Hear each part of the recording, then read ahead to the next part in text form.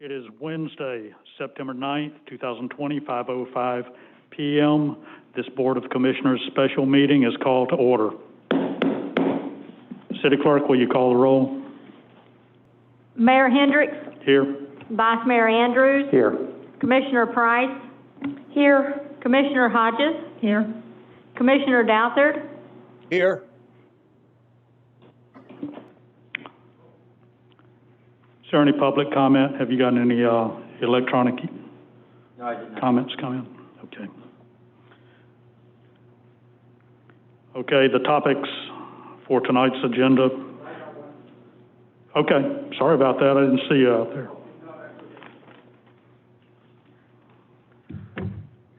Welcome to the new commissioners here. Chuck Dillon, 529 Lillian Drive, the heart of the Crystal Island project.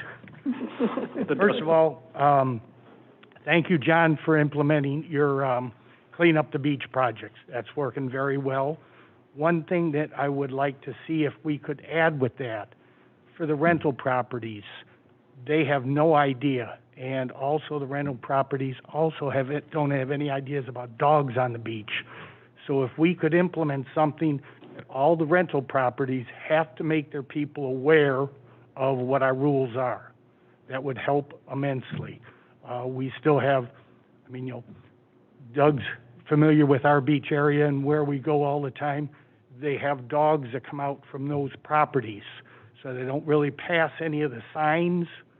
But if we would have all of the rental properties that would have to implement or have something for their guests that these are our rules, that would help immensely. Also with the cleaning up of the beach, keeping things clean. And then finally, the millage rate. Even though it is just a little bit, I don't know why we have to do just that little bit, and I'm just saying it now because getting it out here in the open. All the other beach towns are way down, so I don't know why ours would have to be creeping up again, and if this is going to be a yearly thing. Other than that, thank you very much. Thanks.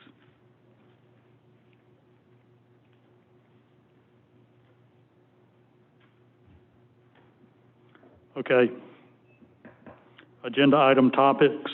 A is Ordinance 2020-22, establishing tentative millage rate for year 2021.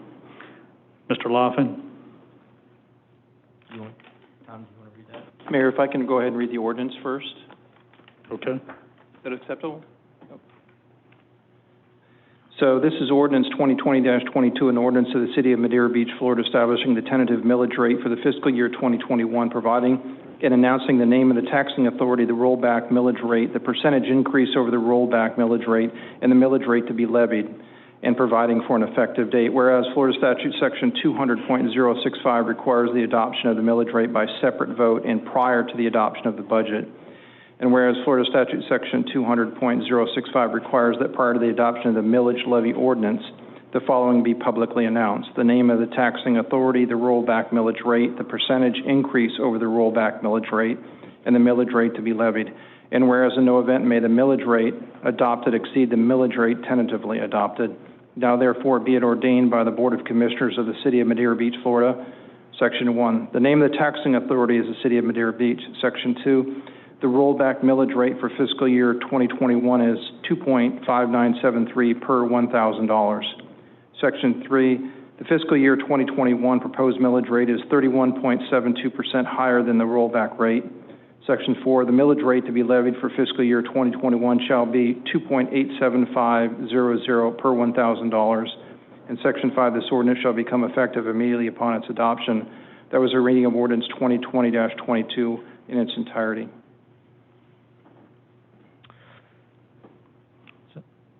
Is there any comment by the Commission on this? Well, I would like to know the definition of the rolled back millage rate for fiscal year 2021. What does that mean? Because that figure has never been our millage rate. So.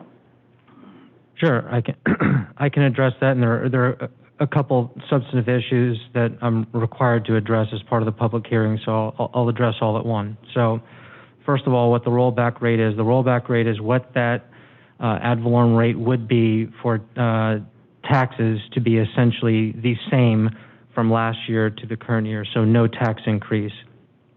If we kept the millage rate the same from last year to this year, that could potentially still be an increase in taxes because if you have rising property values. Got it, okay. So typically, if we want to keep taxes level set from the previous fiscal budget year to the upcoming budget year, that rollback rate might be less than the millage rate from last year if you had rising property values. So that's what essentially that rollback rate is what that millage rate would be to keep ad valorem tax revenue essentially the same as the prior year. So just to publicly disclose the issues at hand as required under the public hearing, the percentage increase from that rollback rate is 31.72%. For that millage rate of 2.875, and then the reasons for the ad valorem tax revenues, why they're increasing, and really they're essentially to help make the general fund to support its operations. So a couple major things in the general fund. One, we had a $1,174,000 transfer to the stormwater fund in order to help assist the stormwater fund with its debt service obligations. So that, in conjunction with the ongoing operational requirements of the general fund, that millage rate increase helped balance the budget for the general fund. So that's the reasons, as I'm publicly disclosing, for the increase in that millage rate. And so that's what this ordinance will do to tentatively adopt that millage rate. Okay. And if there's any other, Wasn't here to and if there's any other, hear that, but that's okay, okay. if there's any other questions I can address, I'm happy to do so. I'm good. I'm good. So I would think we need to vote on this. You need to open it up to the public first. Is there any public comment on this? No. Okay. Any email? No mail. Okay. Do I have a motion? Well, I'll make a motion to pass ordinance number 2020-22, establishing the tentative millage rate for year 2021. Second. City Clerk, will you call the roll? Commissioner Price? Yes. Commissioner Hodges? Yes. Commissioner Douthat? No. Vice Mayor Andrews? Yes. Mayor Hendricks? No.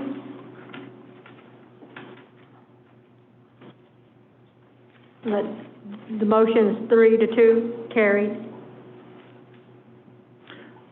Next on the agenda is Ordinance 2020-23, adopting the tentative budget for year 2021, fiscal year beginning October 1st, 2020, ending September 30th, 2021. Mr. Mayor, if we got our city attorney read the ordinance into the record. Yes, please. This is Ordinance 2020-23, an ordinance of the City of Madeira Beach, Florida, adopting the tentative budget for the fiscal year beginning October 1, 2020, and ending September 30th, 2021. Did I say 2021? It's October 1, 2020, and ending September 30th, 2021, and providing for an effective date. Whereas Florida Statute 166.241 requires the adoption of a budget each fiscal year, and whereas the amount of the available from taxation and other sources, including balances brought forward from prior years, must equal the total appropriations for expenditures and reserves, and whereas at a minimum, the adopted budget must show for each fund, as required by law and sound financial practices, budgeted revenues and expenditures by organizational unit, which are at least at the level of detail required for the annual financial report required under Section 218.32(1). And whereas the adopted budget must regulate expenditures of the municipality, and an officer of a municipal government may not expend or contract for expenditures in any fiscal year except as pursuant to the adopted budget. And whereas the City of Madeira Beach tentative fiscal year 2021 budget is balanced, is presented at a level of detail required to file the annual financial report, and shall regulate expenditures of the city for the period beginning October 1, 2020, and ending September 30th, 2021. Now therefore be it ordained by the Board of Commissioners of the City of Madeira Beach, Florida, Section 1, the tentative budget for the fiscal year beginning October 1, 2020 and ending September 30th, 2021, attached hereto as Exhibit A, is hereby adopted. Section 2, this ordinance shall become effective immediately upon its adoption. That was a reading of Ordinance 2020-23 in its entirety. Thank you. Is there any comment by the board? I've got a few questions I'd like to ask. I do not understand. If you could explain to me, we did away with, we're outsourcing human resources and we moved Karen into a different position. Is that correct? So we kept her salary, in other words. Is that correct? Correct. Karen has moved to finance. Okay. So Will be moving to finance. okay. So we are keeping the person, we're just not keeping the position, correct?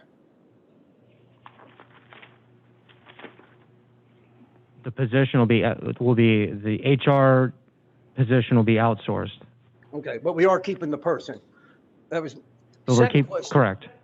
Second question is, why are we not doing the same thing with the information officer position?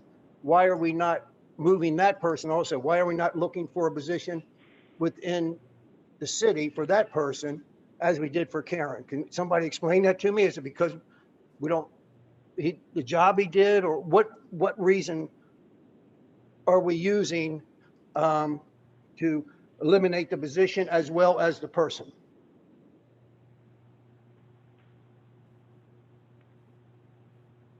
I'll take this. Go ahead, John, you sure? John, if you had been paying attention during our multiple discussions about the budget, you would know that Karen's position was half in finance and half in HR. So we weren't going to do away with her as a person, I guess. We're only discussing positions up here. So it's a complete, you're comparing apples and oranges there. We did away with the position of the public information officer because that was a relatively new position. It was difficult to balance this budget with all the debt we've incurred with the stormwater and everything else Andrew has discussed. And we felt that we could reduce, the number of employees by one and have that particular position absorbed by others. So now each department head will be in charge of, drafting up any kind of announcement they want to make. And the city manager will have his assistant draft up any kind of announcement that he needs made, just like it was before we hired that person. So it wasn't so much getting rid of the person, it was getting rid of the position so that we could balance our budget. Helen, I have listened, and I did understand that she did work part of her salary went to finance and part into HR.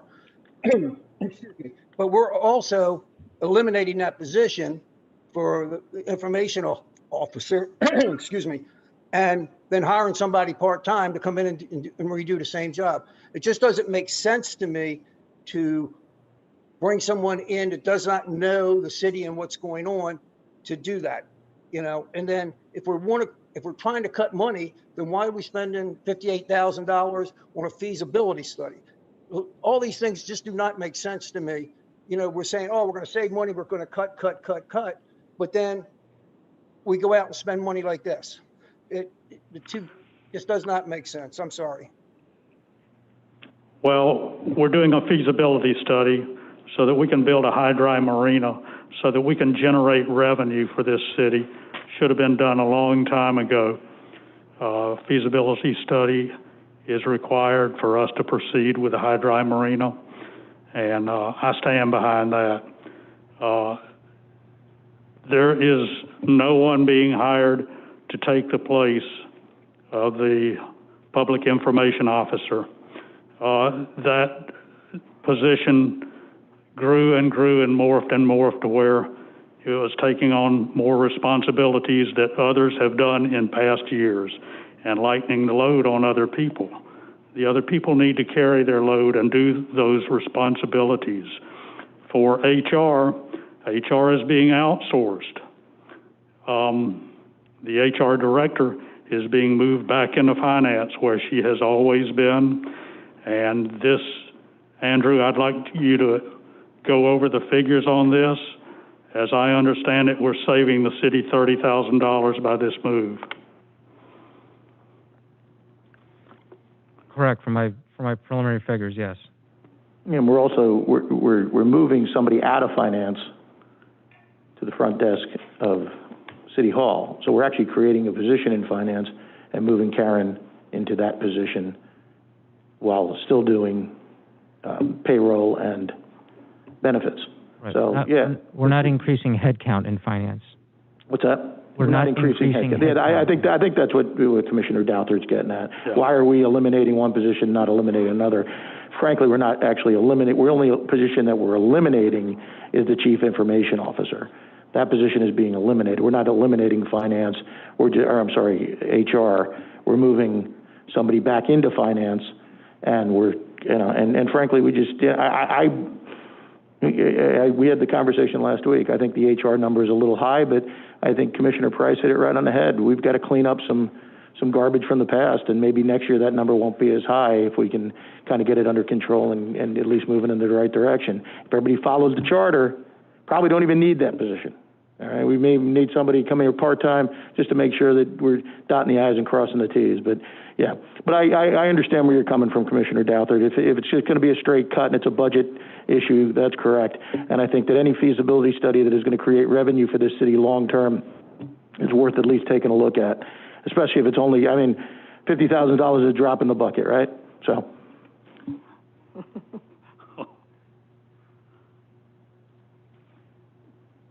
Is there any public comment on this?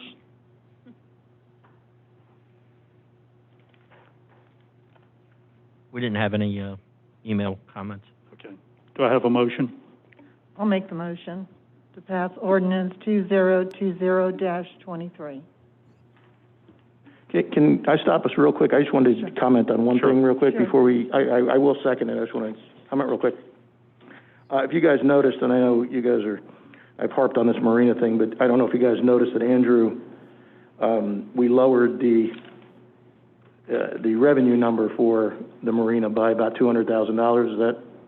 Thank you. That makes me sleep better at night. I'm going to still hold my personal conviction, not a direction, that we do need a change of scenery at the management level there, because we are embarking on a very, very big project, and we need people that are skilled, that know how to run an entire marina.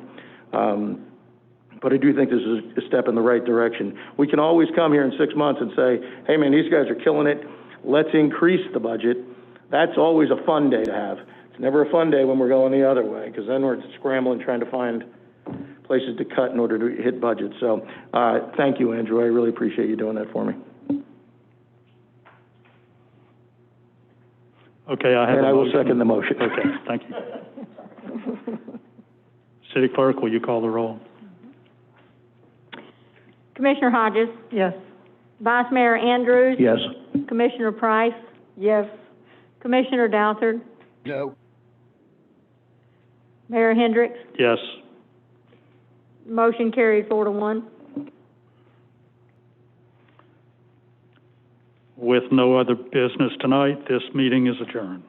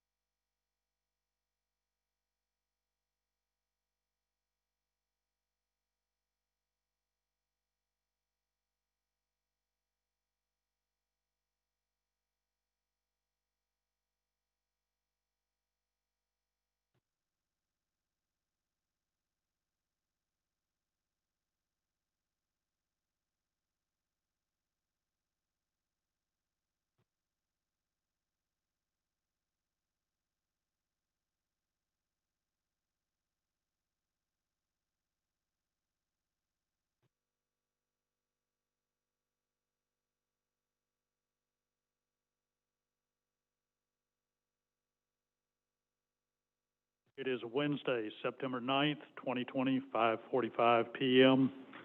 This Board of Commissioners workshop agenda setting meeting is called to order.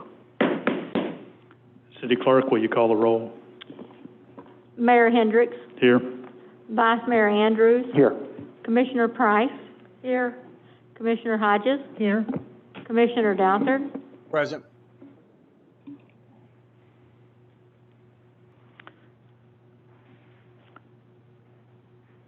Okay, first on the agenda is reporting city matters. Any input on that? Additions, subtractions? Yeah, that was me. I just feel like, and it doesn't have to be discussed at every meeting, but I would like to get an update on what we're doing with grants. You know, what have we applied for? What have we received? Or, you know, are we in the running, kind of a thing? The same thing with any litigation the city is involved in, just a very overview from our attorney, that something is ongoing or something is now resolved, kind of a thing. An update every month on large construction projects and things coming up. I'm hearing rumors of hotels in Johns Pass and things of that nature, and I'd like to know if those things are in the works or have been applied for. And then also the collections from Attorney Matt Widener. I heard from a resident that a house next door to him that has been in very, very, very poor shape for a long time finally got auctioned off to pay taxes, and he goes, I think the city just got a windfall. You know, I'm thinking, well, I don't know, does that money go to the city? I have no idea. So I didn't know how to respond to him on that one. And this house was really falling apart. So it went up for auction, somebody, you know, paid for it, and I just don't even know what we're doing with that, or if the attorney's done anything good with it. And like I said, this doesn't have to be a big discussion, but maybe we could just have an ongoing, you know, something in our packet or something that kind of keeps us abreast of that kind of stuff. So It's good by me. I think accountability is, you know, paramount. So, and a lot of these things are, you know, we've heard, I've heard it multiple times since I've been up here. Oh, we're working on a grant, we're working on a grant, we're working on a grant. And I think, you know, I don't really see a whole lot of grants being executed. So I really like that one. I think the litigation is something we should all be being kept up on. It doesn't have to, does it have to be every month? I guess if something changes on it, it does. Yeah, there's a lot of construction projects going on. Yeah, I'm all for it. I like it too, and there's a couple of things I'd like to add to that. It's on the same thing, but yeah, and well, that's the marina. Although I know it will be slow at first, I'd just like us to be kept abreast of updates on what's going on with the marina, with you know, particularly with respect to the hydri. Also, talking to the Coast Guard about the bridge, Tom Stewart Causeway bridge timer, and on the shoaling up of Johns Pass. See where we stand on that with our letter to the Corps of Engineers and any feedback from that, or Charlie Crist's office, or anything we're getting on that, just on a monthly basis so we can stay on it. John, I'm sorry, you were talking about the dredging of the pass or the extension of the groins, right? The extension of the groins, the extension of the jetties. Right. So that not only are we getting the sand out of the pass, but we're stopping it from coming back in, because if we do nothing but dredge the channel, then no, it'll come back. It's going to come back. Yeah, I've never seen it like it is now. It's so I'd just like to see updates on that and keep, John, you know. when you were talking about the bridge, were you talking about Tom Stewart? Were you talking about the bridge at Johns Pass itself? I'm talking about the channel, the Johns Pass channel, where all the sand is coming in under the bridge. Yeah. Okay. And filling that in. Okay. So I'd just like to be kept abreast of what's going on those also. Any other comments on that? we can just narrow it down during the next meeting, what we at the, I don't, if I may, I don't have a problem reporting on any of these to you. We do some internal reports, and so it's not really, you know, I've already spoken with our city attorney, so we'll have something for you. We can put out the first of each month, and that way you have the information ahead of you. Oh, I know, citizen Bob Preston is always saying, what's going on, and this would be one way to address that. Yeah, and it can be brief, Bob. It doesn't need to be pages long. Just Right. We just want to know that we're progressing on things. The next one is brainstorming of new ideas to save the city money, stretch our resources. Commissioner Price, this one also has your name on it. Yeah, I'm just always trying to think of ways You're on a roll. to get more income and to be able to spend it on beautiful things for our city. So I would like to have a discussion with you all about better use of our parking enforcement and code enforcement. My thought on that was basically, are we doing any kind of nighttime, are we ticketing people that are staying overnight in our parks and things like that? I mean, that seems, I have citizens telling me that there are cars in city parking lots overnight all the time, and if that's the case, let's start ticketing them, or I wouldn't mind discussing being able to put a boot on a car that is somewhere for 2 days without being moved after you give it a warning or some. I mean, there's got to be some ways we can address some of this, the parking things and the pocket parks. Well, the one question I have, you listed here about selling the sandbags over in John's Pass. Is this something that you want to do now, is sell the sandbags? Because we used to get... No, I want to sell the sand. I found out that sand is quite the commodity. And that place, like Miami is right now redoing a lot of their beach sand. And they're buying it from like Fort Myers and trucking it over.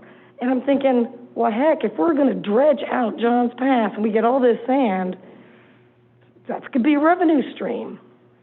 I didn't believe it until I talked to somebody in Tallahassee about it, and she goes, oh, yeah, sand's in demand, good sand. And I'm like, we have the best sand. Mm-hmm. I mean, Dr. Beach is always saying, our area, Fort DeSoto, so if we're dredging it out, let's have somebody pay us for it and take it away or whatever. Yeah, if we could other cities that come down and get their sandbags, too. I'm talking about bulk, huge amounts. I know what you're saying there, yeah. You know, that they want to renourish their I mean, they got to get it from somewhere sometimes, other than just pumping it from further out in the Gulf of Mexico, which is just like the Sahara Desert under there. It's nothing but sand. But if we're dredging it anyway, maybe we can sell it. And that's something I wouldn't mind looking into. And then the other thing on garbage pickup, I noticed on our budget, we got $45,000 of overtime for the sanitation department, and for this year, or for year 2021, it's going to go up $70,000. And, I mean, really, do we need garbage pickup on Christmas Day? We don't. No. I mean, I'm assuming that we're paying these people double time to work on a holiday. They should be home with their families. I don't think it's necessary to pick up on holidays, especially if it's, 55% increase on overtime is expected for next year. I probably should have brought that up during the budget, but I didn't think of it. I think the only 2 days is Thanksgiving and Christmas, right?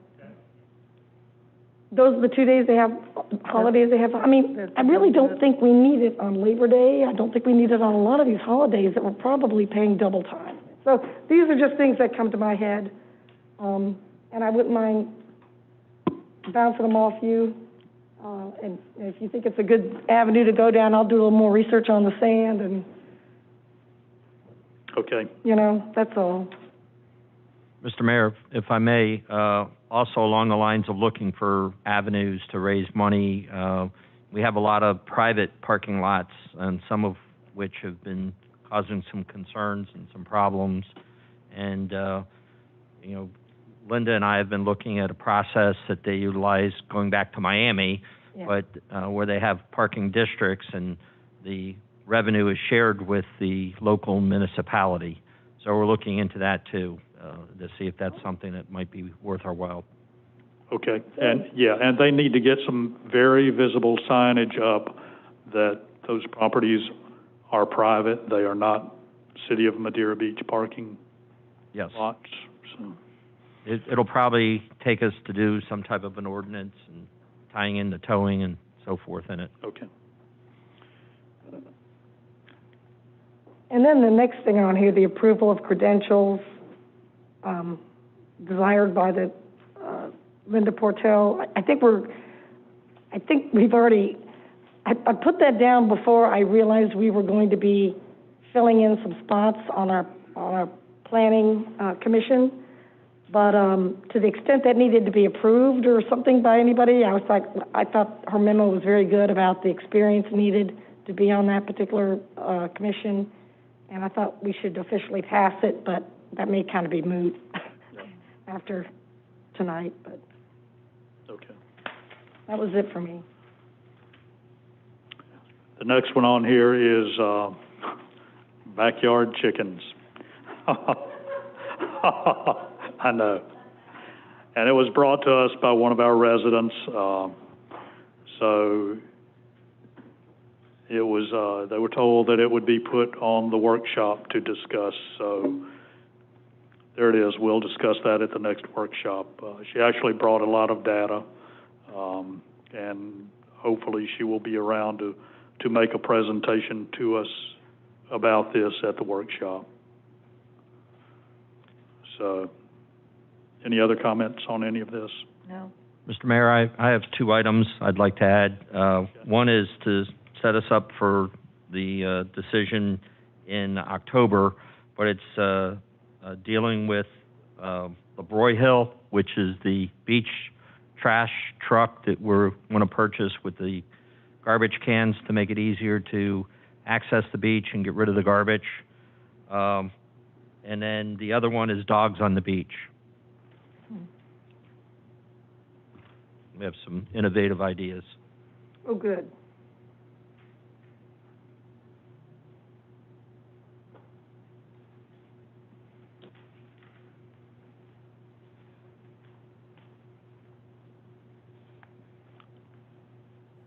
Okay, is that everything? Okay, if I can have confirmation by the city manager. Yes, starting with the items for reports, we'll be submitting to the commission on the first of each month an update on our grants, the status of litigation, the status of different major construction projects within the city, a update on the collections from Attorney Matt Widener, marina updates in reference to the operations and the high and dry, the Coast Guard timing issue with the Tom Stewart Causeway Bridge, John's Pass dealing with the impassable conditions sometimes with the sand, and the groins and jetties. Then on brainstorming new revenue sources, we're looking at overnight parking, sanitation pickups involving the holidays, and selling of dredged sand out of the pass. And then a discussion on credentials for the City Planning Commission. No, I think we can eliminate that. Okay. That was just in reference to the memo that I received in my box. Well, it might not hurt to talk about it anyhow, okay. just for the future, if you'd like. I mean, it's your item, so we can always, if you don't want to talk about it when we get to it, we can do that too. And then we have backyard chickens, the Broy Hill truck, and dogs on the beach. Okay, thank you. That's it. Anybody else got anything? No. Okay, with that, this meeting is adjourned at 5:59.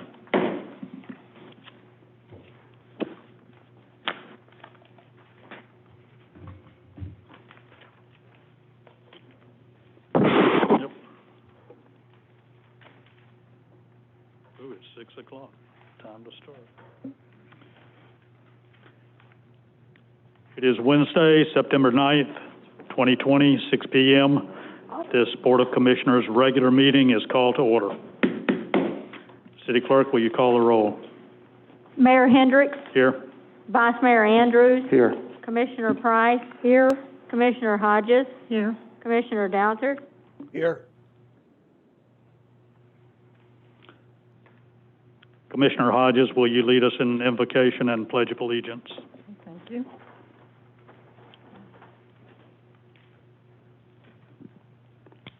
Our most gracious Heavenly Father, what a wonderful city you have given us to live in and to take care of and to be part of.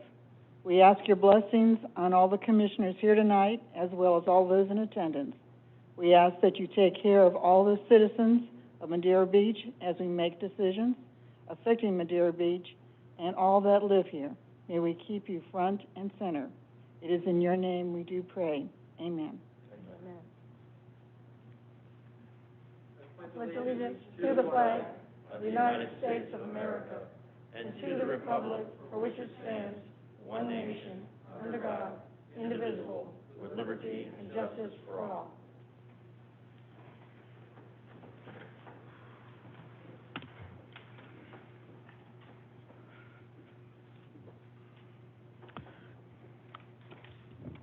First is approval of the agenda. Is there, has everyone had a chance to go over it? Is there anything you'd like to pull? Okay, I would like to pull number 7, A and B, and take those to a workshop. I guess I should have moved those to the workshop when we were doing the agenda setting.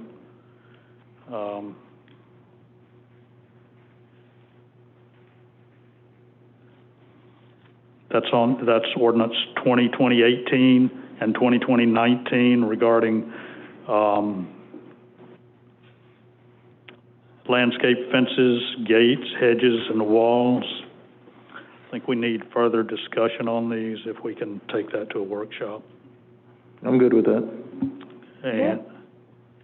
And also 2020-19.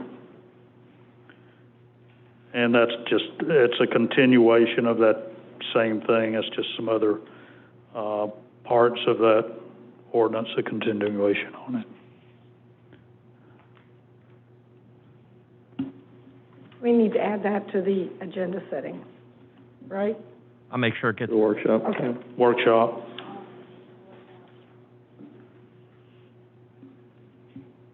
Oh, workshop. I'll make a motion to approve the agenda with the following changes, moving 7A and 7B from the agenda to the workshop. Second. City Clerk, will you call the roll? Vice Mayor Andrews, Yes. Commissioner Hodges, Yes. Commissioner Downthard, Yes. Commissioner Price. Yes. Mayor Hendricks. Yes. The motion carried 5-0.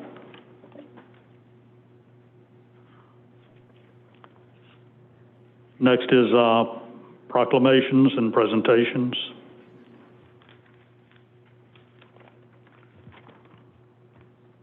Yes, Mr. Mayor, we have a resolution involving Disabled American Veterans Day 2020. If I may, I'll read it into the record. Yes, please. Okay. Honoring the 100th anniversary of Disabled American Veterans, whereas Disabled American Veterans, DAV, was founded by World War I veterans on September 25th, 1920, and was chartered by an act of Congress on June 17th, 1932. Whereas in 2020, DAV celebrates 100 years of serving veterans of the armed forces, their families, and survivors, and their communities. Whereas DAV is dedicated to a single purpose, empowering veterans to lead high-quality lives with respect and dignity. whereas DAV accomplishes this by ensuring veterans and their families have access to the full range of benefits available to them by fighting for their interests of America's injured heroes and by educating the public about the needs of veterans transitioning back to civilian life. Whereas DAV provides free and professional assistance to veterans and their families in obtaining benefits and services provided by the United States Department of Veterans Affairs and other agencies. Whereas DAV also provides outreach concerning its programs and services to the American people generally and to disabled veterans and their families specifically. Whereas DAV represents the interests of disabled veterans, their families, and widowed spouses, and their orphans before the federal government as well as the state and local governments.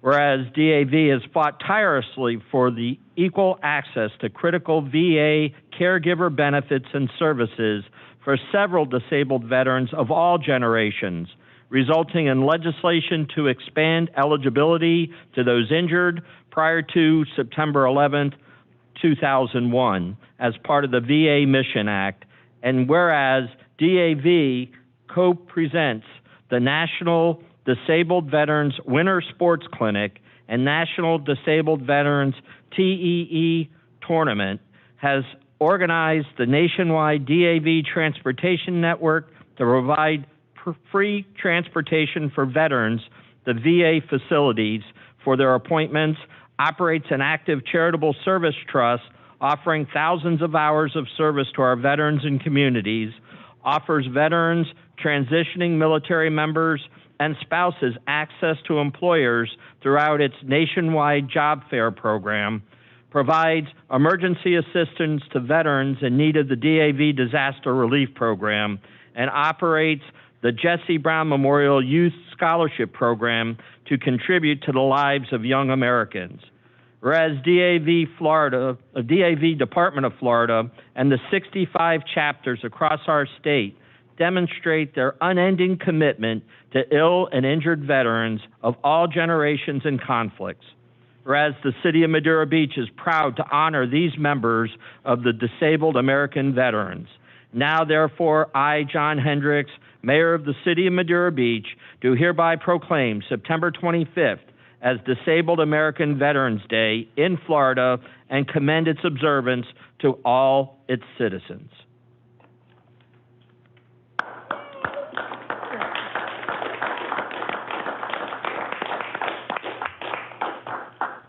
Thank you, Mr. Daniels. Next, we have funding projects for the City of Madeira Beach, Representative Webb.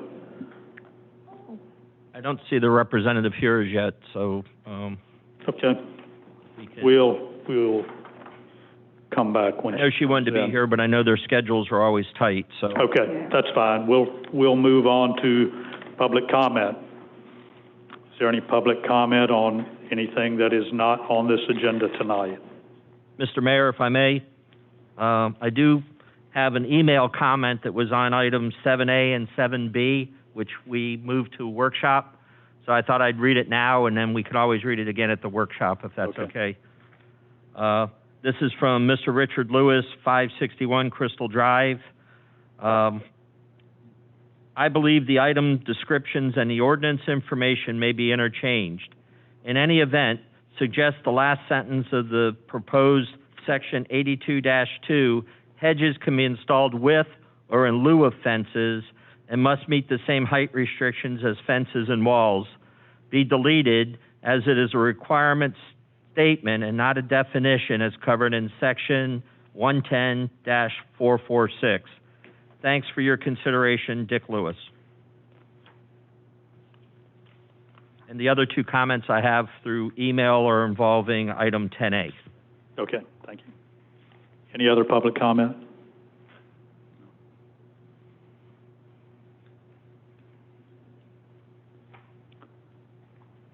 Next is public hearings.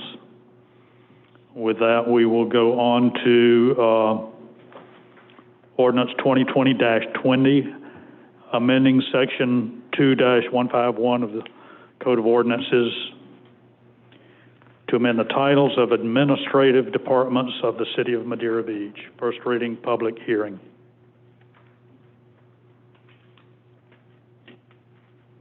Mr. Daniels? Mayor, may I go ahead and read that ordinance by title? Yes, please. Okay, this is ordinance 2020-20, an ordinance of the City of Madeira Beach, Florida, amending section 2-151 of the Code of Ordinances to amend the titles of administrative departments of the City of Madeira Beach and providing for an effective date. There was a reading of ordinance 2020-20 by title only.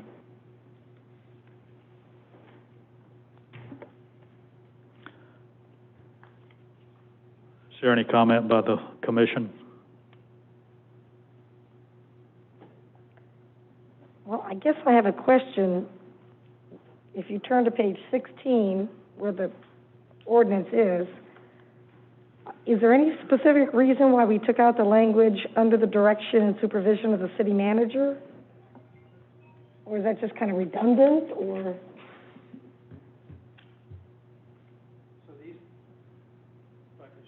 Yeah. These are changes that you're seeing in red is the changes that I have made or suggested. The ones that are in red, the ones that are in black are the ones that, how it came to me before I made these suggested changes. And I made those changes because of the fact that that particular section didn't refer to the city manager, it just referred to the administrative departments. And so I thought it would be clearer if we took out that language relative to under the direction.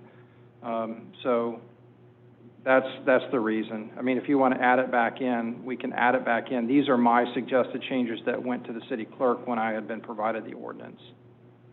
Well, I just knew that there was some discussion about why isn't the city clerk on here when she's got a department, and the answer was because the city clerk isn't under the city manager.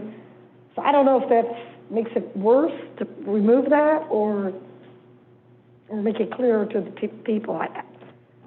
You looked at it, and you're the city attorney. I just didn't know why. But I just thought it would be clear. And yeah. so these are administrative departments of the city. They're not administrative departments of the city manager. They're the entire city. They may be under his direction, but they are administrative departments of the entire city. And I just thought that would be clearer. Well, then we do need to put the city clerk in. The city clerk is not currently in the code as the way it reads right now, under that section 2-151.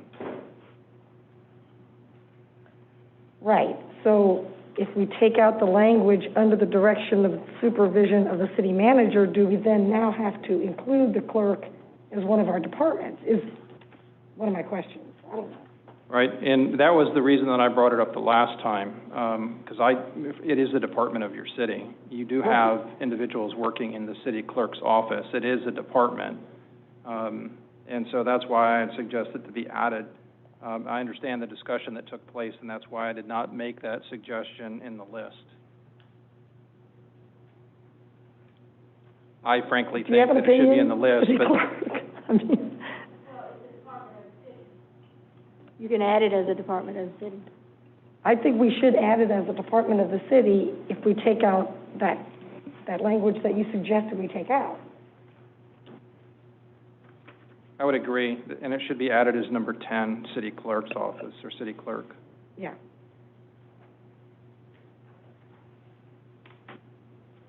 Okay, that was my only, I couldn't reconcile it in my head, but.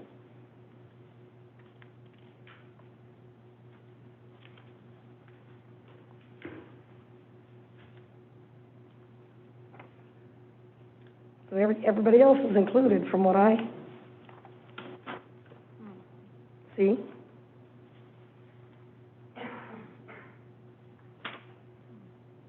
So is that the only change? Yes, sir. Just to add city clerk?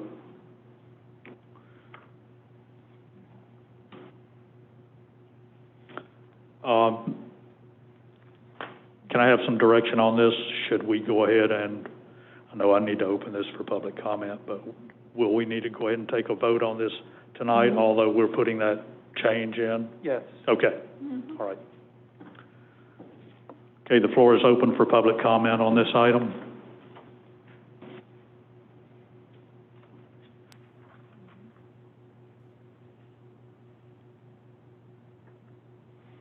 Okay, do I have a motion? I'll make a motion to pass ordinance number 2020-20, setting forth the administrative departments of the city. And adding the city clerk. And adding the city clerk to the list. Thank you. Do I have a second? I'll second. City Clerk, will you call the roll? Commissioner Price, Yes. Vice Mayor Andrews, Yes. Commissioner Douthat, Yes. Commissioner Hodges, Yes. Mayor Hendricks. Yes. The motion carried 5-0. Next is the consent agenda. Does any member want to pull an item? Nope.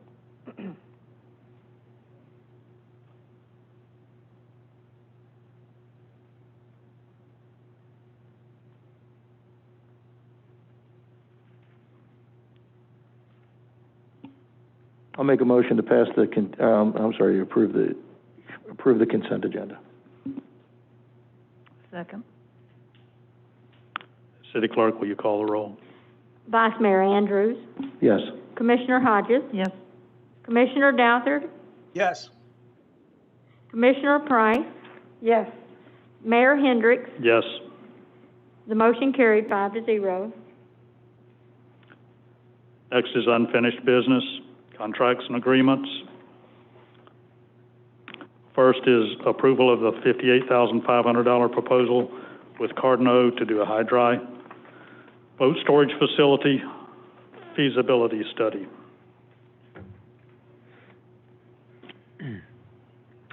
Good afternoon, Mayor and Commissioners. Tonight, we're here to discuss the feasibility study for the high and dry. As we talked about last week, I had asked Cardinal to perform a feasibility study to develop a full cost and revenue analysis to aid the city in its decision on whether to continue to pursue the marina development. Cardinal was selected as the engineering consultant for various disciplines on with RFQ 2003 for professional services, and that selection process followed Florida state statutes for procurement of professional services, commonly referred to as CC&A Act, and that is the Consultants Competitive Negotiation Act. The scope includes a feasibility study, review of existing conceptual plan, cost analysis, and a discounted cash flow analysis.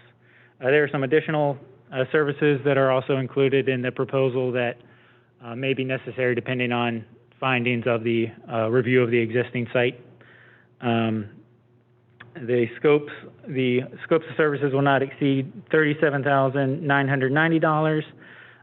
If additional services are needed, they shall not exceed $15,180. Any additional services will be brought to the Commission for approval before starting on that work.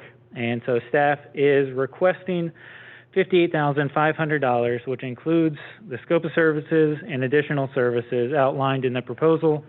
And that number also includes a 10% contingency for unforeseen items.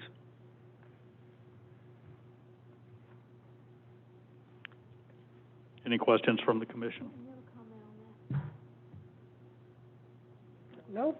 I'm glad we're moving forward. Good. Any public comment on this item?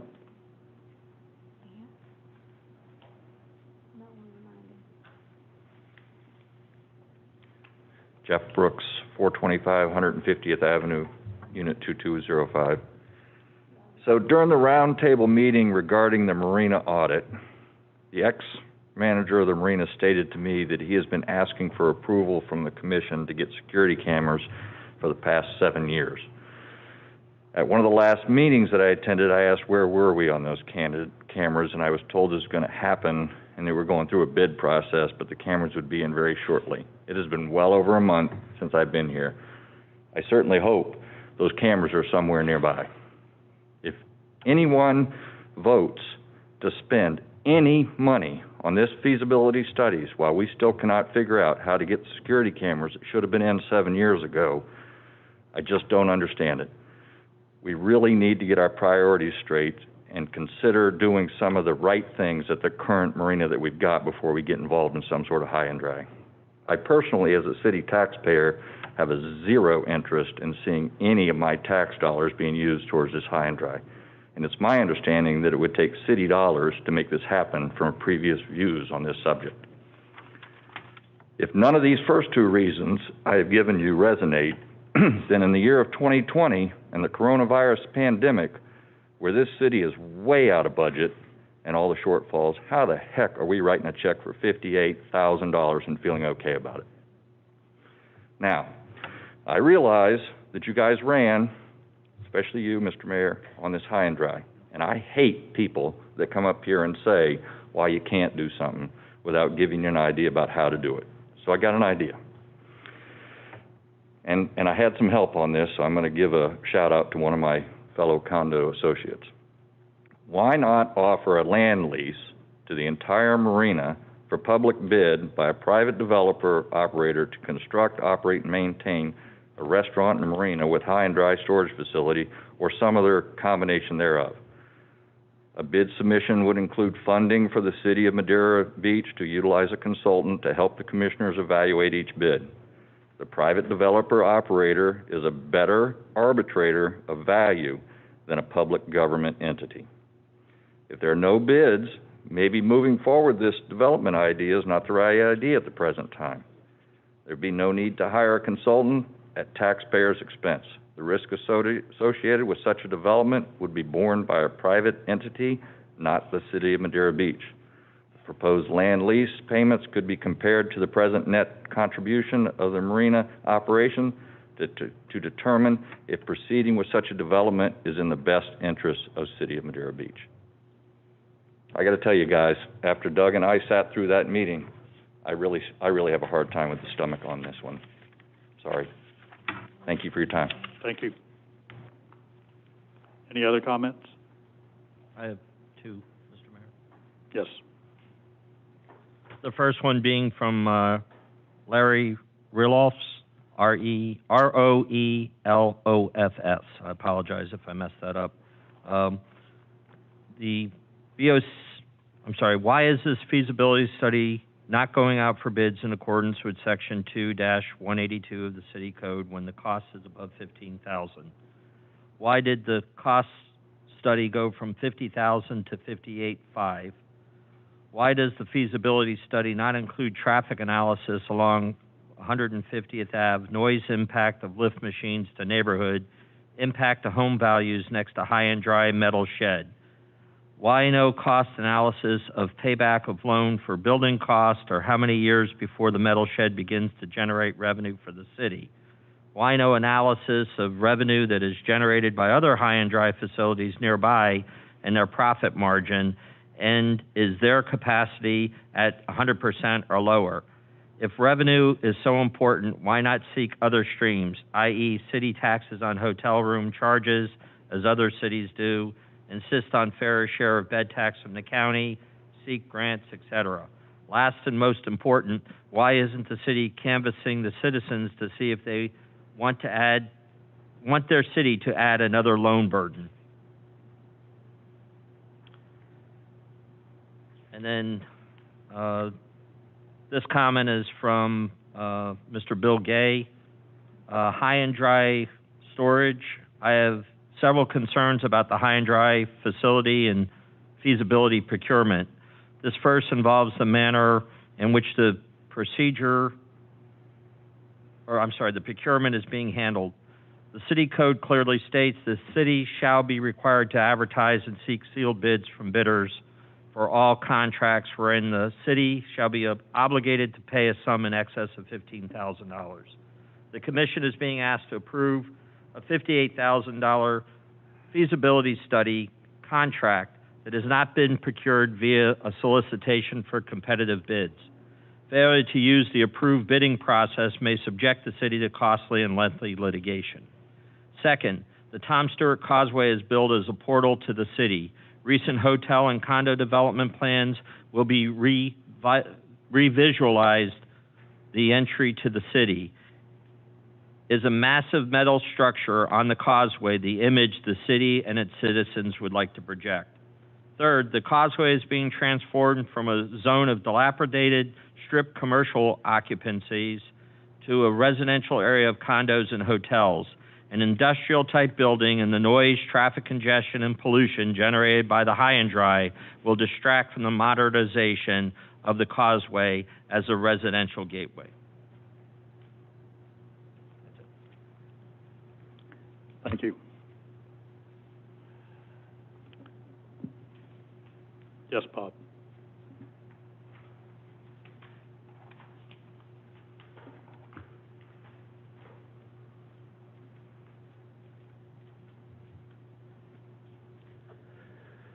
Robert Preston, 425 South Bayshore Drive, Madeira Beach. Ever since I've been to the city, there's been discussion about this high and dry and about the marina and what we can do to improve it. I believe that the reason for this feasibility study is to see if it's feasible to do an upgrade on the marina, the restaurant, the high and dry, that type of thing. It's a feasibility study. That's what we're paying these people to do. And I think we need to go through it so we can end this discussion. Either it's going to be feasible or it's not.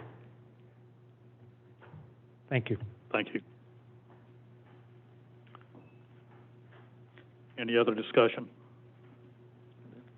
I guess I have one thing, and I don't typically like to respond to public comment because that gives our citizens a chance to comment, and I don't want to get in the habit of responding to them, but I'm under the impression that the bid process that we did, and Jamie mentioned the bid number, and so I don't know how much value that criticism has.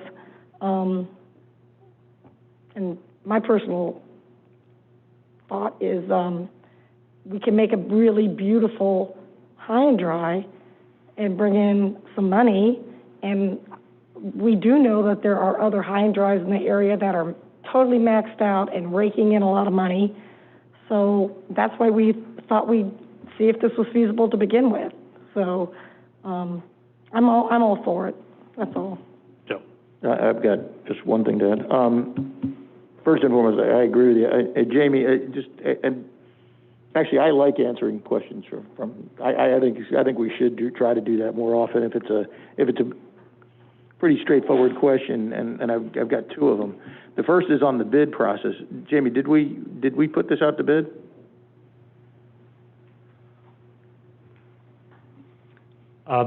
This consultant was selected during that RFQ process that I brought to you guys February or March or so, and that was selecting of professional services, which included engineering, architecture, and landscape architecture, to be on board to do, to be able to have someone on board for us to utilize for projects like this without having to go through the bid process every time.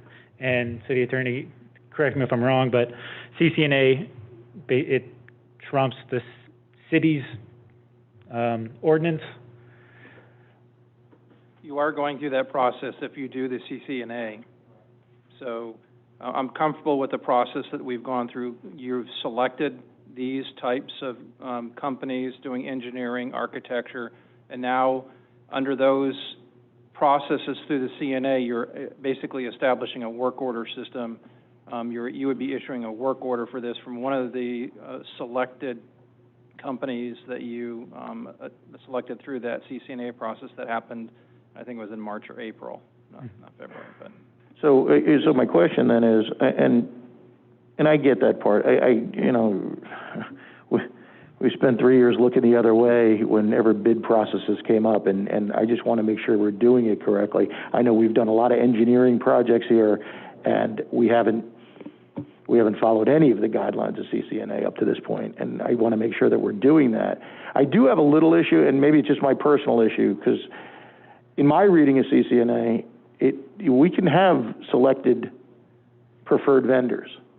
But once we have a bid that's going out over $15,000, we have to put that out to bid, right? I mean, I can't imagine, is there only one vendor on that list that can accommodate this, or do we just shut out every other vendor for particular projects? I thought it was, okay, if we had a project that went under $15,000, we have an approved guy that we can come in, okay, it's a $12,000 deal, we've already approved him, it's great. But I thought anytime we did anything over $15,000, that we had to go out, I mean, I thought it was a requirement for us to go out to bid. Again, I know it's been bypassed in the past and it's driven me bananas before, and I've spoken out about it incessantly.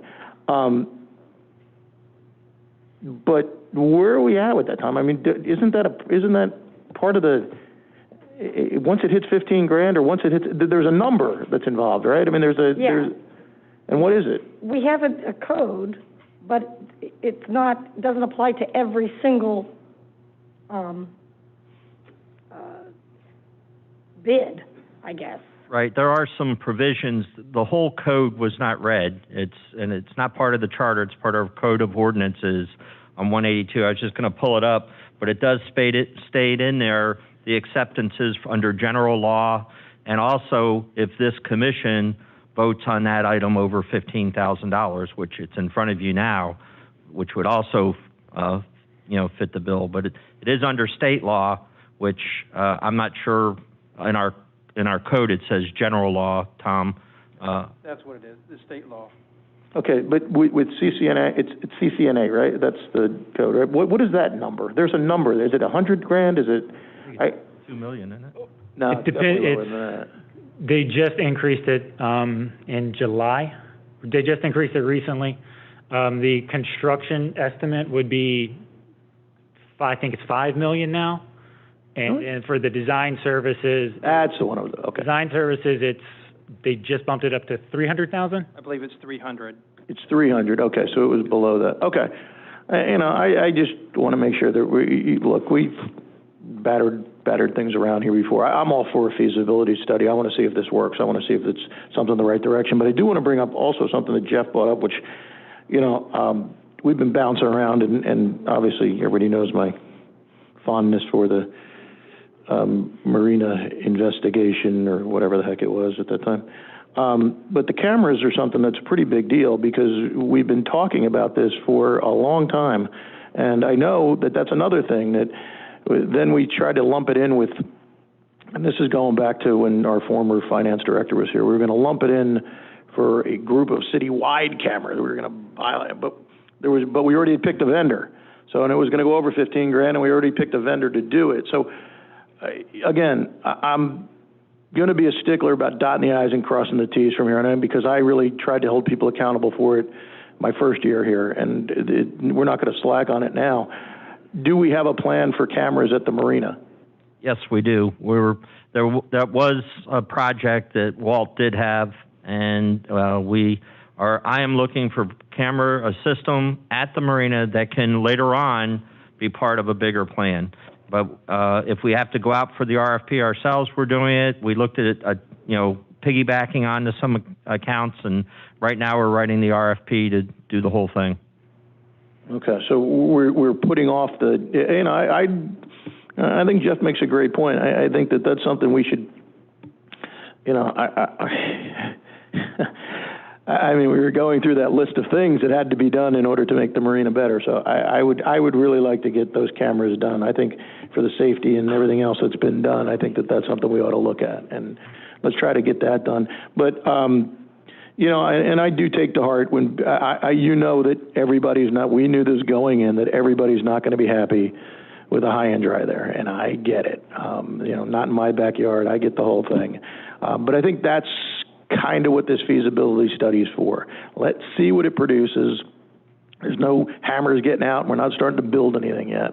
Let's see what it produces and what kind of revenue can we generate it from it. And frankly, if it's not going to be worth our while, I think the project doesn't work and we go build a parking garage down in Johns Pass. I mean, we'll take the money that we had earmarked for that.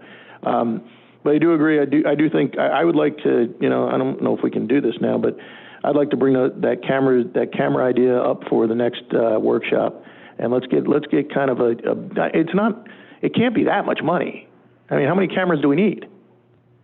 Right? I mean, what are we talking? We're talking $5 grand, maybe? I think it was closer to 15. Just the marina? for just the marina. Okay, okay. All right. Well, I would like to discuss it at the next workshop, if that's okay with everyone. Okay, thanks. Sorry, guys. I didn't Yeah, mean to- that's great. Also, and to answer your other question, we have already talked about, myself and Bob Daniels have talked about the possibilities of a private venture in there. We have looked at a high drive facility that is totally automated, doesn't use tow motors. It's all electronic. It's robotic. Picks up the boat. They punch in the bay it's going to. It's all electric. It picks up the boat, takes it up, puts it in its spot.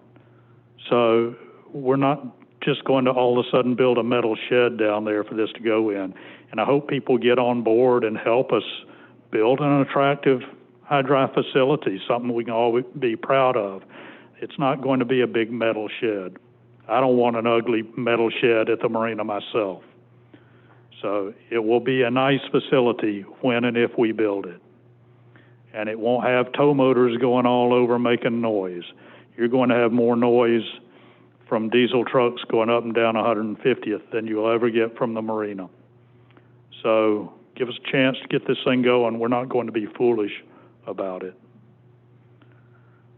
So that's my 2 cents worth. Is there any other comment? Do I have a motion? Yeah, I'll make a motion to approve the bid proposal, or the proposal to Cardno to do a high and dry boat storage facility feasibility study. Do I have a second? Second. City Clerk, will you call the roll? Commissioner Price, Yes. Commissioner Hodges, Yes. Vice Mayor Andrews, Vice Mayor Andrews, I heard you. No.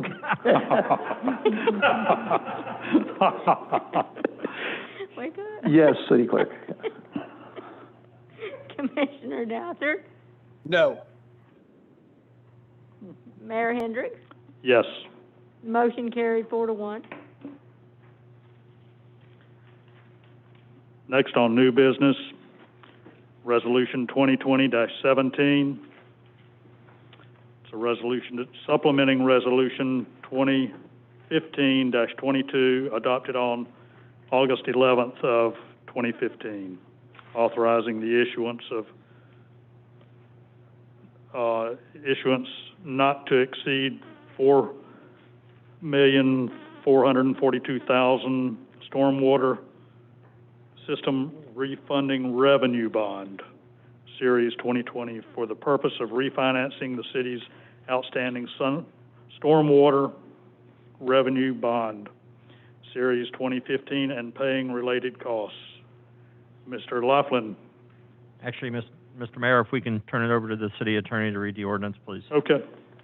This is Resolution 2020-17, a resolution of the City of Madeira Beach, Florida, supplementing Resolution 2015-22 adopted August 11, 2015, authorizing the issuance of a not to exceed $4,442,000 stormwater system refunding revenue bond, Series 2020, for the purpose of refinancing the city's outstanding stormwater system revenue bond, Series 2015, and paying costs related thereto, subject to the satisfaction of certain conditions contained herein, providing a backup covenant to budget and appropriate legally available non-ad valorem revenues of the city as additional security for such bond, fixing certain terms and details of such bond, authorizing the private negotiated sale of such bond to Regions Equipment Finance Corporation pursuant to the terms and conditions described herein, selecting a paying agent and a bond registrar, making such determinations as are required to afford such bond bank qualified status, authorizing other required actions, and providing an effective date. That was a reading of Resolution 2020-17 by title only.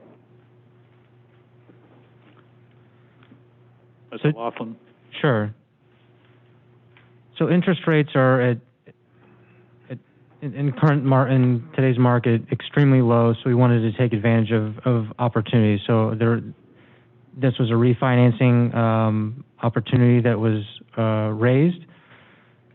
This results in a approximately 16,000 of savings annually in debt service. The rate that we have been paying on this particular issuance was 2.59%, and what we were receiving from the existing financing institution, Regions, that we had this banknote with, was 1.73%.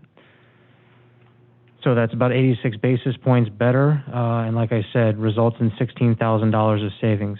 So there's a number of options here. We could play the market and think that interest rates are going to continue to decline and hold.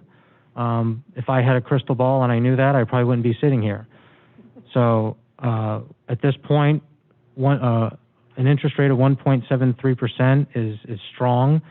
We saw the savings and decided to refinance, and this would be a current refunding, meaning that we can refund the bonds in a tax-exempt refunding currently. So the closing would take place on October 1st, 2020. So this would be the first day of the next fiscal year.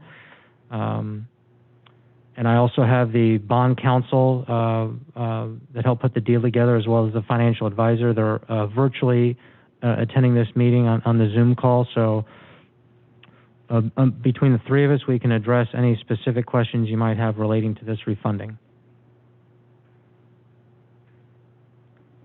Well, I understand this will result in, over time, about $150,000 savings to the city, correct?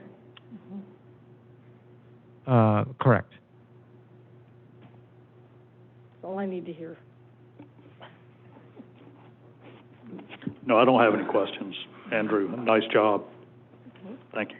Andrew, there wasn't a crystal ball left in your office? I looked, I couldn't find any. But I mean, you can't argue the rate. No. I think this is great. You're right. Nobody knows exactly what's going to happen with interest rates at the moment. And I think, anything we can do to try to repair this and kind of lessen our load, 1,000% for. Nice work. Appreciate it. Public comment? Do I have a motion? I'll make a motion to resolve or approve Resolution 2020-17 for the Stormwater System Refund and Revenue Bond. Do I have a second? I'll second it. City Clerk, will you call the roll? Commissioner Hodges? Yes. Vice Mayor Andrews? Yes. Commissioner Price? Yes. Commissioner Doubtford? Yes. Mayor Hendricks? Yes. The motion carried 5-0.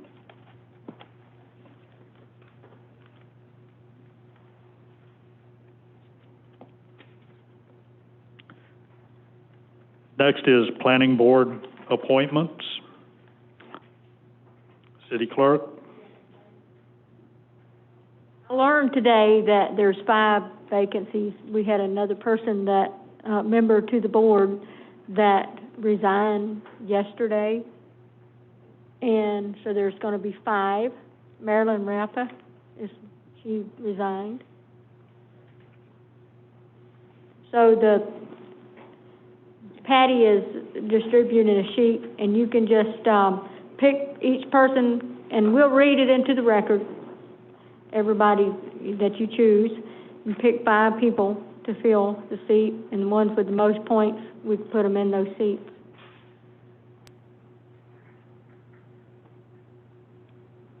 And you can assign the years to them after. Got a question. Is Robert Preston on both the Planning Commission and the Civil Service Commission? Yes.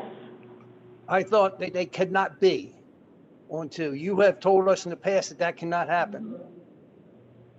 The former city attorney read it differently than the current city attorney, and he researched it and saw it differently. Would you like to explain that, City Attorney Trask?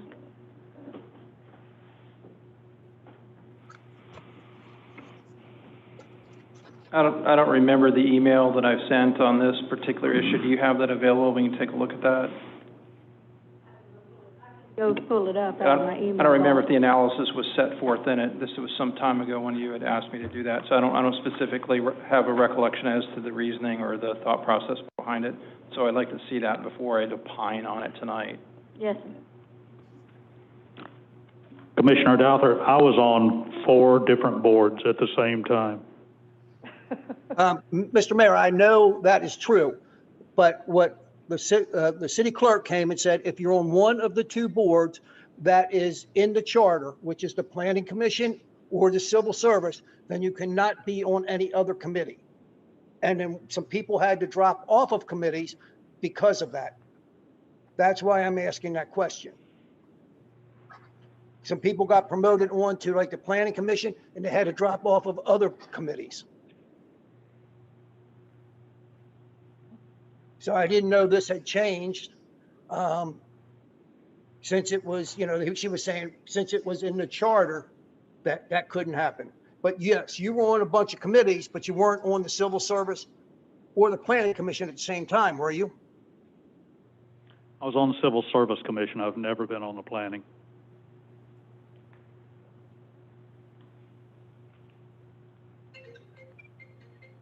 Mayor, when Deputy Clerk Patty returns, I'll go and look for the email. Okay.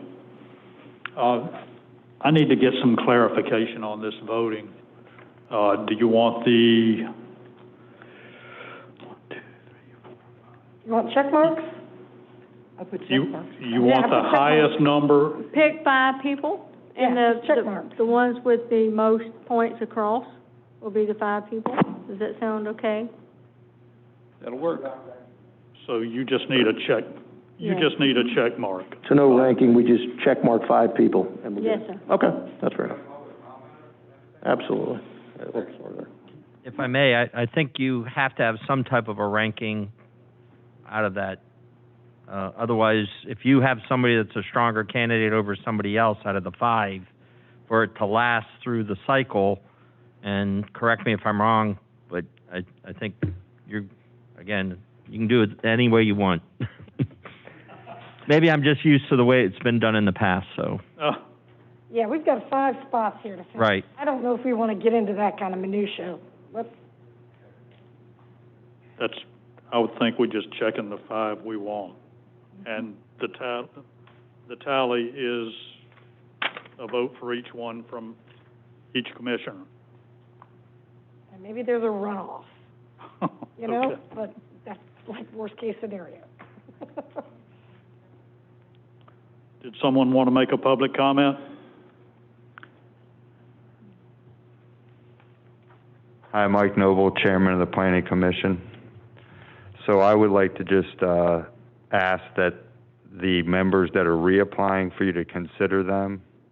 It's hard to get a board to commission together and have some continuity. So I'd really like to see Mary Ann Hearn, Ray Kerr, and Michael Wyckoff reappointed. They're all doing a fantastic job. And then it's up to you on the other ones to decide, or it's up to you on all of them. But and if it comes down to Robert Preston leaving one of them, I would like to have him stay on my planning commission. Any questions, or? All right, thank you. Who are the members of the planning? Right now, I have Mary Ann Hearn, Ray Kerr, and Michael Wyckoff. I would like to see them. They're reapplying. I'd like to see them stay if possible. And Robert Preston stay on the planning commission. I guess it would be up to him if he had to resign from one, but it would be my choice to have him stay. They all are very involved and doing a great job. And then the other kind of criteria, if you could look at district diversity, I don't know if they've put that on there. At one point, we had 3 from District 1. And then, whatever their career, retired career, or if they're business owners would be my second criteria. And then long-term resident over a shorter-term resident. But other than that, we'll keep doing the best job we can do for you guys.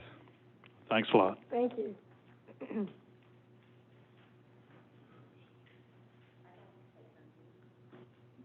I'm on the list. Okay. I'm Anne Marie Brooks. and I am a resident of Madeira Beach. I live at 425 150th Avenue. I've been here for 5 years. Intend to stay until the day we get in an RV and can't go anymore. I have worked with planning commissions and zoning, so I'm very familiar with it.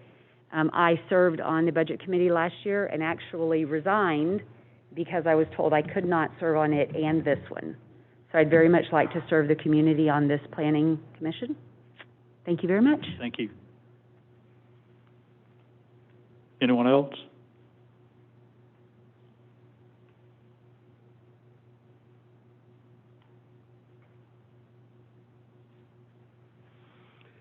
Ray Kerr, 583 Johns Pass Avenue. I'm currently on the board, but I'm up for reapplication and like your support. Have any questions?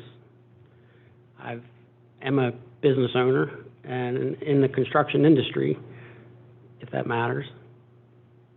Thank you. Thanks, Ray.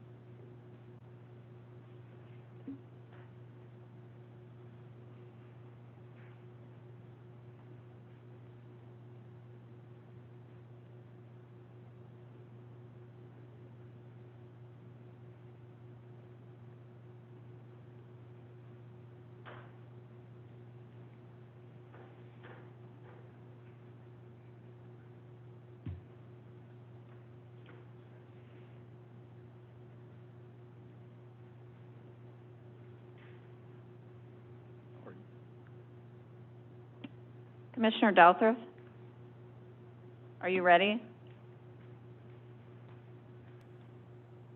How do you want this? Just the people that I picked? Yes, please. Okay, I picked Henry Bartels, Ray Carr, Mary Ann Hearn, Eric Gaither, and Anne Marie Brooks. Okay, thank you. Thank you.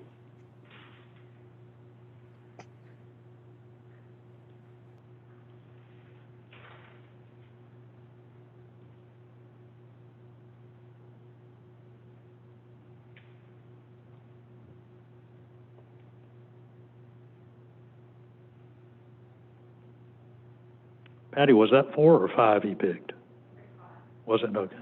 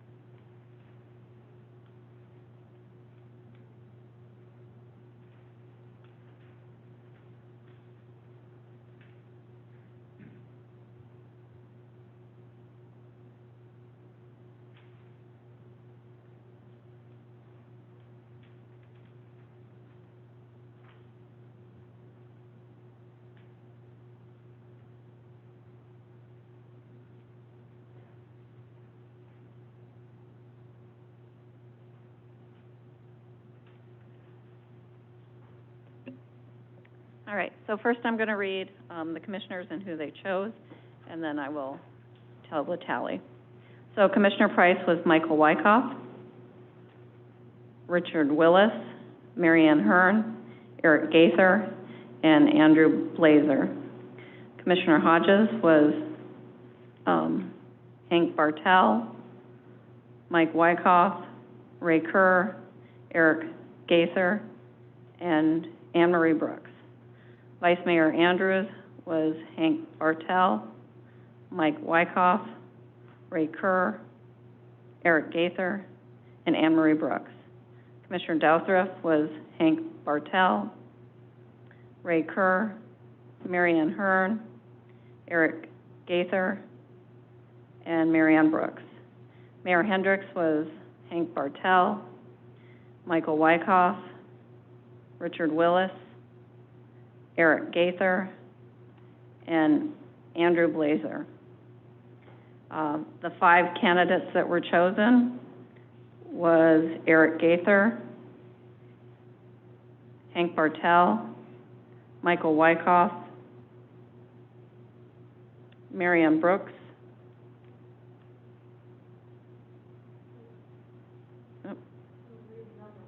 oh, okay. Okay, so Hank Bartell got 4 points, Michael Wyckoff got 4 points, Ray Kerr got 3 points, Eric Gaither got 5 points, and Marianne Brooks got 3 points.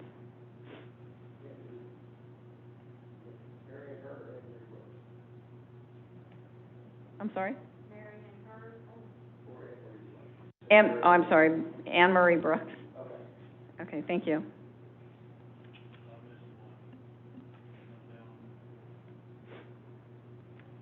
Can you run down them real quick? I missed one here.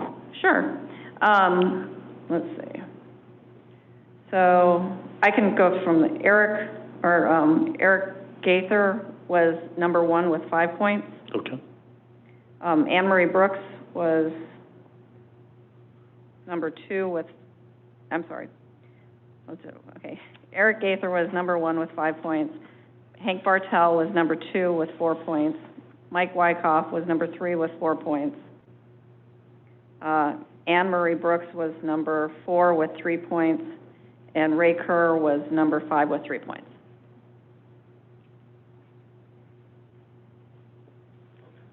Okay, thank you. Mayor, I can address that question now that was raised. There was an email relative to office, holding more than one office. There was an email that was sent to me in May, and the question was based upon City Charter Section 12.2, may a planning board member also sit as a Civil Service Commission member? And then I'm just going to read the section of the City Charter that is really the issue. In the second sentence, it says, actually third sentence, members of the City Planning Commission shall hold no other city office or city employment. Subsequent to receiving the email, I asked for additional information from the City Clerk's office relative to any of the legislative history, any of the minutes of prior meetings and so forth. She did significant research and found all the way back to the 1960s and 70s that the language was the same. I issued the following opinion on June 1st. Upon a further review of the code and charter, it is my opinion that members of the Planning Commission are not officers of the city. Therefore, the charter does not prohibit a Planning Commission member from being on a Civil Service Commission member.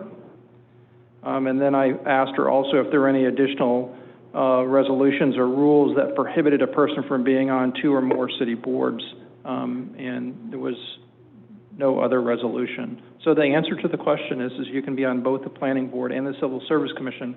And the reason that I was coming to that conclusion is that a city office is you as a commissioner, or the mayor. That's a city office. That would be a dual office holding violation. That's the reason why the charter talked about it. Okay. Since these individuals are not employees of the city and they're not sitting in one of your seats, they could sit on the Planning Commission and the Civil Service Commission. So I appreciate your indulgence while the city clerk got that email. Okay, thank you. Yeah. Next is the Gulf Beaches Library Board appointment. City Clerk?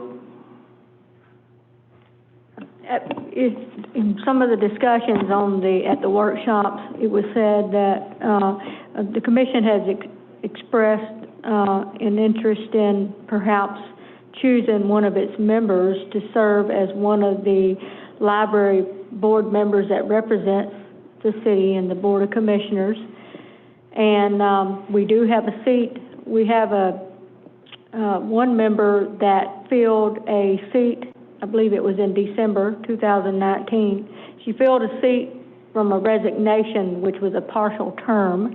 Now, that one is up September 30th, 2020. And if the commission decides not to choose one of its members, I can advertise the position and get some applications. So I'm going to leave it up to you, what you want to do, and direct me accordingly. Mr. Mayor? Yes, go ahead. I had sent out copies of minutes from one of our partner cities with the library, the town of North Reddington Beach. If you want me to read that out, it just went out this morning because we just received it, and I don't know if each one of the commissioners have had an opportunity to see it. Yeah, please. I haven't seen it yet. Okay. As I said, this is workshop minutes from the town of North Reddington Beach, their Board of Commissioners, and the topic of discussion is really, this was on September 2nd, 2020 at 2 p.m., was the library. Mayor Queen explained that there were some discussions with other municipalities that comprise the Gulf Beaches Library regarding funding, among other possible changes. The board discussed the interlocal agreement, the funding sources, the amount of cash on hand, and the makeup of the library board and communication between representatives and member cities. The board agreed with the following recommendations. Reduce the board members from 10 to 5. The 5 members should be elected officials. There is too much cash on hand, and it should be spent on whatever the building or library needs. The third one is new interlocal agreement to be drafted by an independent party to include renewal every 5 years.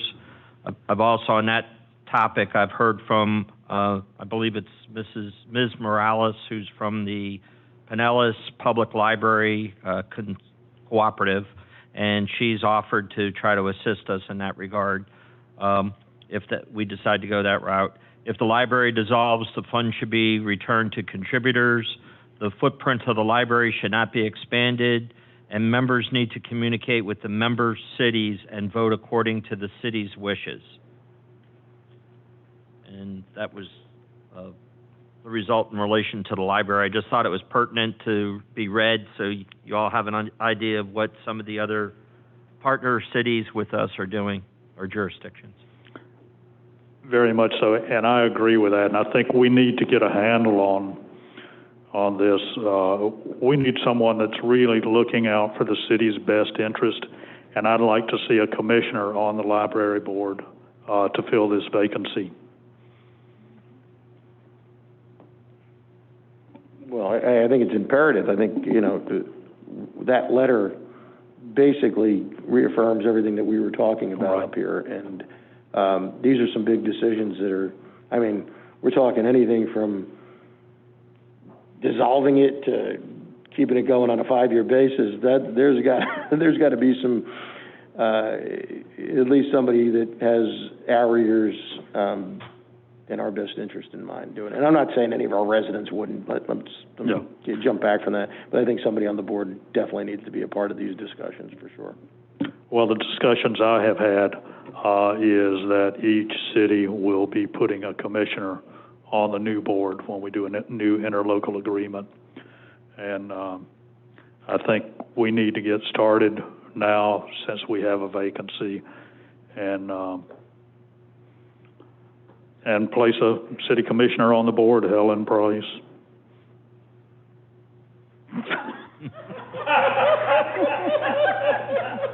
Well, if you do that, then I'm going to have to get off that other. I think we have commissioners up here that aren't on any committee. So I don't want to do two. Either I can resign from the Tampa Bay Regional Planning Council, Would, get on the library, which is fine. I'll do whatever the city needs me to do. would you like to hear my list? Multiple things when others aren't. So I'll leave it at that. Let's see, what is it? Mr. Daniels is Big C, Florida League of City, Pinellas Council of Mayors. National Council of Mayors, the Florida Council of Mayors. Yep. Florida League of Cities, it goes on. I can't keep up with it, but, I wasn't inferring you should do it. Doug. Well, I mean, that auditor selection committee's taking up a lot of my time, so, I'm looking, I think I found the person right there. Yeah, but I think you found the person that's not on the committee yet. Yeah. I would like to nominate, Commissioner Hodges. With her vast experience sitting on this board, I think she'd be an excellent candidate to be our library board member. Well, I second that. I think you could. Huh? What's your committee? That's not a committee. That doesn't count. It's not a committee. I'm happy to do the library and help negotiate that agreement, with help from council. But then you're going to have to go on the Tampa Bay Regional Planning Council. Whatever. I'll do either one. I'll let you have your choice. Come on, Nancy, be our junkyard dog.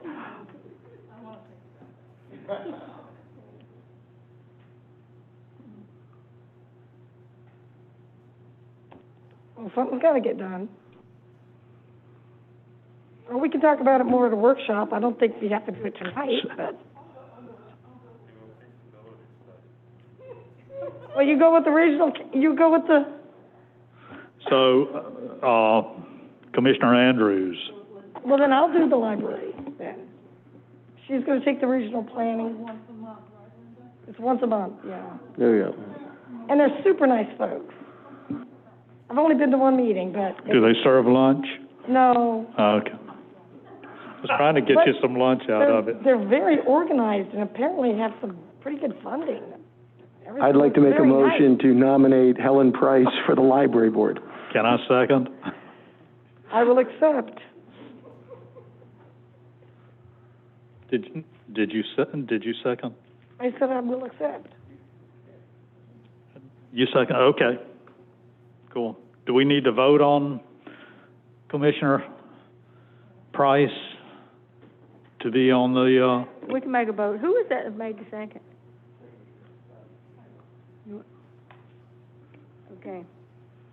Okay. Commissioner Price? Yes. Commissioner Hodges? Yes. Commissioner Douthert? Yes? Vice Mayor Andrews? Yes. Mayor Hendricks? yes. That was fun. Motion carried 5-0. Thank you for your Thanks.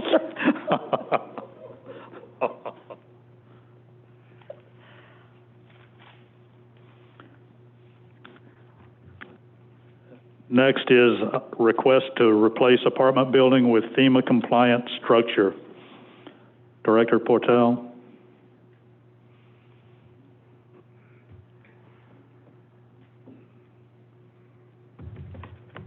Good evening. This is actually a long-awaited item, I think, for most people. This is a property that's at 306 129th Avenue in the Johns Pass Village neighborhood. The building is a 10-unit apartment. It was damaged by Hurricane Irma, which was a statewide designated state of emergency. It's taken them years to sort through their insurance and to get their investors and everything lined up, and then also they've had some issues with federal regulations because there was some asbestos and there was also mold in there after all this time. The property has been sitting vacant. We had the city had posted it as being a dangerous building. It was uninhabitable They originally were interested in just renovating it, but if you've seen it, you can imagine that there was nowhere near the potential for renovation within the 50% value of what was left of the value. In fact, the property had been zeroed out by the property appraiser, which gave it a 50% value of absolutely nothing.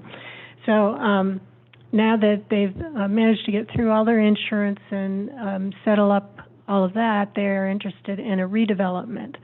Our code, under Section 110-96, does provide for regulations that allow a building, even though it may be non-conforming for density or height, to be built back with the same density if it was damaged during a state of emergency, as long as it meets some of the other conditions. For instance, the setbacks in the front and the sides and the height of the building, or they can't go above the maximum height for the district.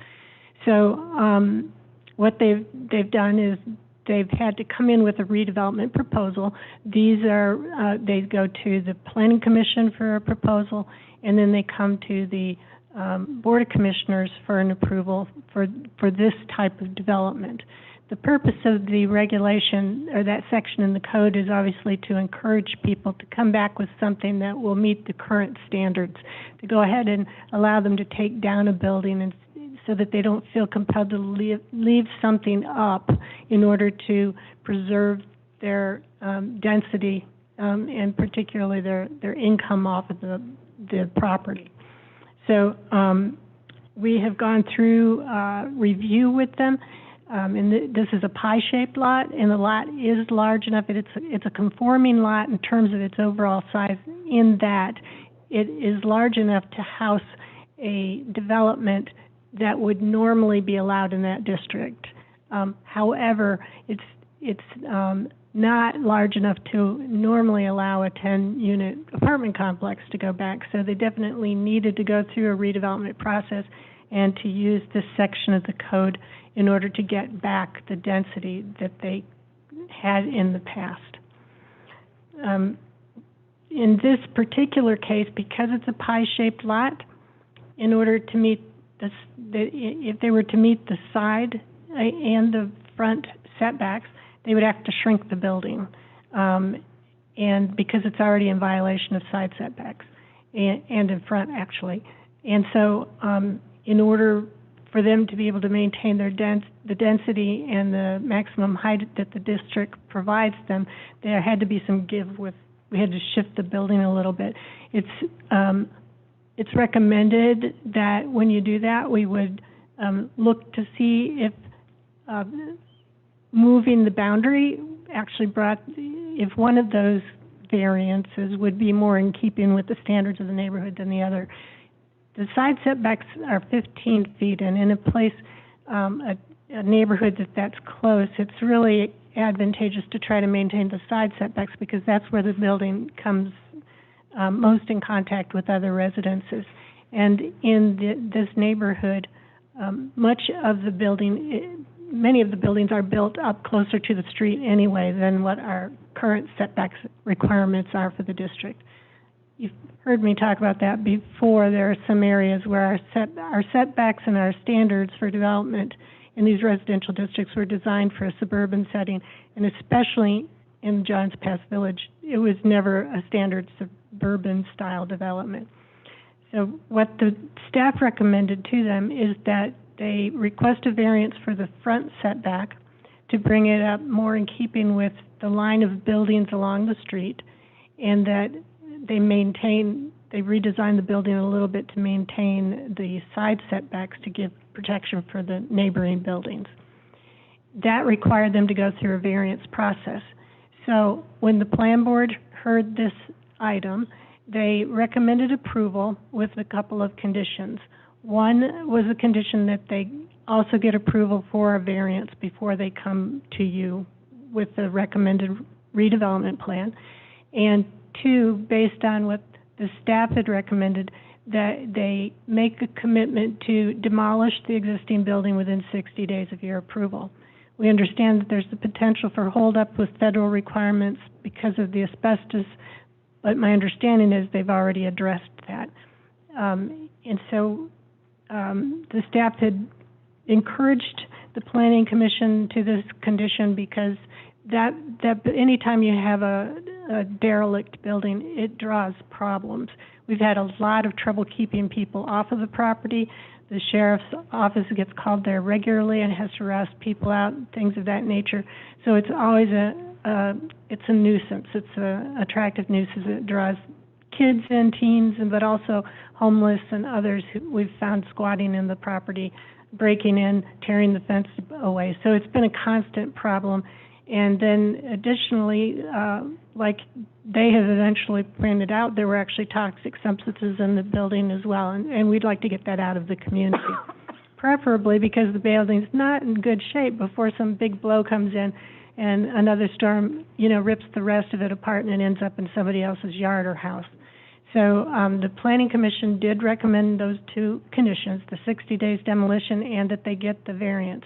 We went to the special magistrate, and the special magistrate agreed with it. He carried through the 60 days recommendation, said that the variance was good as long as they proceeded with demolition in accordance with the 60 days, or as close thereafter as they can get the federal permits for demolition if there are state or federal issues holding them up. So the Planning Commission recommended 7-0 that you approve the redevelopment as proposed, and the magistrate approved the variance. You don't have a big design in front of you because the specifics of the project aren't designed. A redevelopment really only requires just a concept for size, massing, to meet a certain number of criteria. When they come back with a design, we're going to have to go through site plan process, so it'll undergo additional neighborhood review before anything is finally approved for development.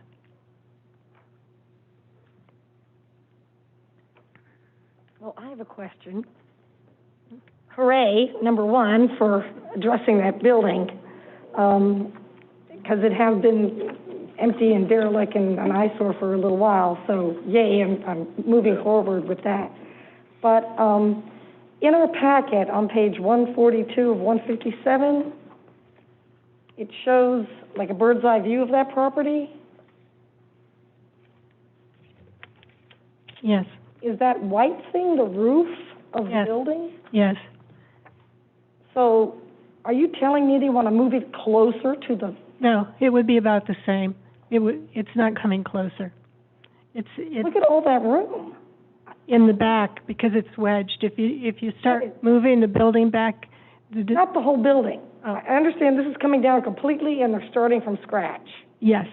So I don't understand why we have to have them put that building so close to the street when they have all that room behind them. Right. Well, they are limited by height. They can only go 2 floors over parking. Right. And, to get 10 units, it looks pretty big from the air, but 10 units is quite a bit in 2 floors on that size site. It's going to be a whole floor taller, right? Whatever they put in there. Right. And it'll be Maybe the same. Maybe that front isn't needed for the parking like it's used now.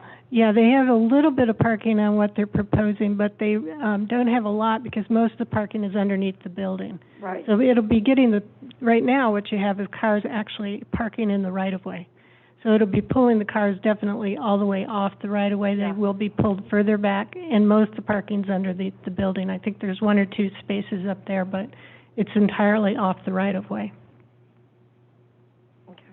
It will change the look of the front. I want that place improved, but it just didn't seem like we needed to give a variance on something that's going to come completely down and rebuilt, and with all that room in the back. Just as a layperson looking at this. From a building perspective, it gets more and more difficult to lay out your rooms as you start creating your building as a triangle, because of access around on the inside. We went over it with them a little bit in that respect, and also what they're proposing would bring the building up in line with or behind the location of the other buildings along the street. And from a planning standpoint, especially in the village or in some of our older neighborhoods, I would recommend moving buildings up closer to the street because it makes your streets safer in the end. When people are actually watching the street, they aren't set too far back.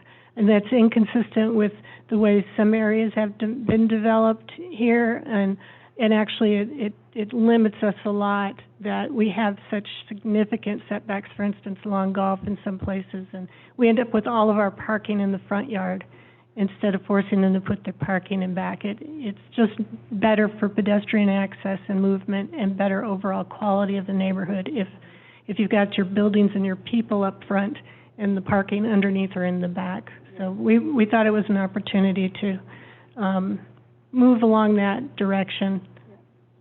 Thank you. Well, it'll certainly clean up that neighborhood. Will these be long-term rentals? You know, I doubt that. They're not required to. This is an R3 neighborhood, so they are allowed to do tourist accommodations. Okay. And I expect that that's what will happen. They'll be pretty small units. Yeah, I was wondering if you knew the square footage of each unit. I don't. Because that in itself, depending on the size, they could come in on the setback some, but I just would like to see that building torn down and something done with it. We've been anxious about that. Worth it. It's to be it's been there. it's been a long-term project for me, following it around and prompting, but many of us has been available or involved in it over the months. It's been 3 years now. Yeah. Well, if they got a variance, then, you know, God bless them. Well, yeah, we did have an extra hearing because of that. Okay. Yeah, if the planning commission is taking a look at it and the special magistrate's good with it, I'm good with it. Yeah, it's been through 2 hearings up to this point for your recommendation. Mr. Mayor, if I may, thank you, Linda, because that one of the calls that I would normally get at least once a week since I've been here is that building. So I'm glad to tie in not only of getting it changed and the commitment to get it changed, but also having that time limitation of 60 days once they get their approval from you all. I want it to come down. And we just need to hold them to it and get it done. Yep. Thank you. Thank you. Okay. Thank you, Linda. Nice job. So do we need to have a vote? Public comment? Yeah, we've got to have sorry. public comment. Public Is there any public comment on this? Do I have a motion? I'll do a motion to allow the replacement apartment building with FEMA compliant structure at 129th Avenue East. I'm sorry, 306 129th Avenue East here in Madeira Beach, as described. Is there a second? No second. City Clerk, will you call the roll? Commissioner Price, Yes. Vice Mayor Andrews, Yes. Commissioner Hodges, Yes. Commissioner Dowster, Yes. Mayor Hendricks. Yes. The motion carried 5-0.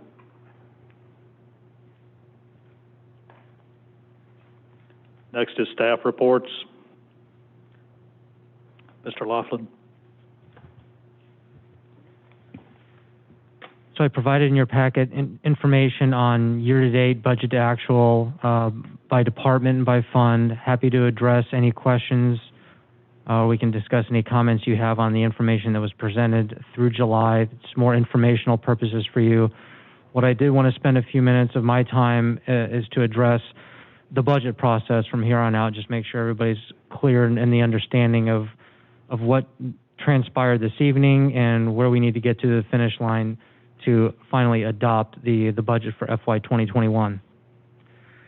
So what we did is we had a budget hearing earlier this evening and adopted a tentative millage rate and a tentative budget.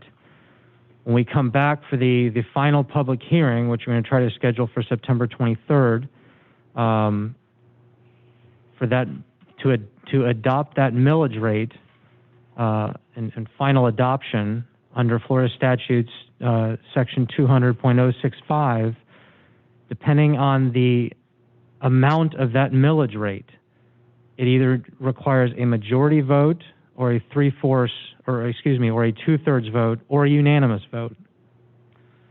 So what we have in the millage rate of 2.875, if it's a certain percentage above the rollback rate, plus another factor, and let me pull that up, then that would require a two-thirds vote.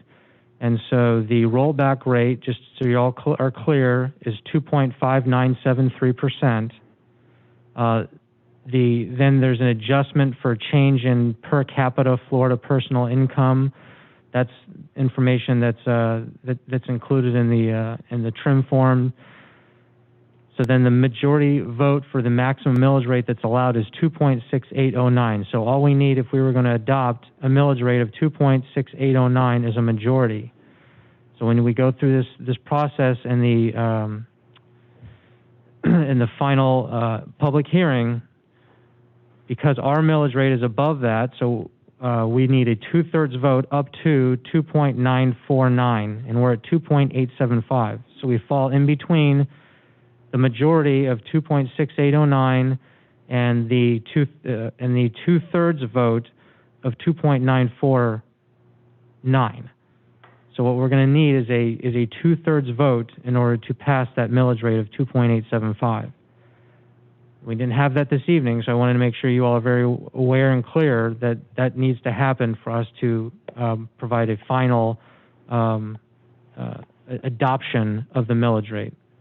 And City Attorney Traskey, you can also weigh in. Yeah, so to be clear, a 3-2 vote will not pass it. So there needs to be at least a 4-1 vote to pass it when it comes back for final adoption. We're just letting you all know that in advance. So do we need to put that on the workshop as well? Can that be done at the workshop? You need to the discussion. I mean, we got to figure it out. Yeah. Okay. Andrew, can we live with the 2.6875 or even our old millage rate? You recommended for holding the line on the millage rate initially. That's right. I did not. I recommended avoiding going back to the rollback rate due to the debt service payment that will be incurred in the stormwater fund, and then that transfer that was needed of over $1 million ad valorem ad valorem taxes has been the funding mechanism for that starting this past fiscal year when we issued those 2019 bonds, and as of current is still the planned funding mechanism for now until forward. So going back to the rollback rate, I recommended against that. I recommended at least holding firm, and the increase in the millage rate certainly helps balance the general fund budget.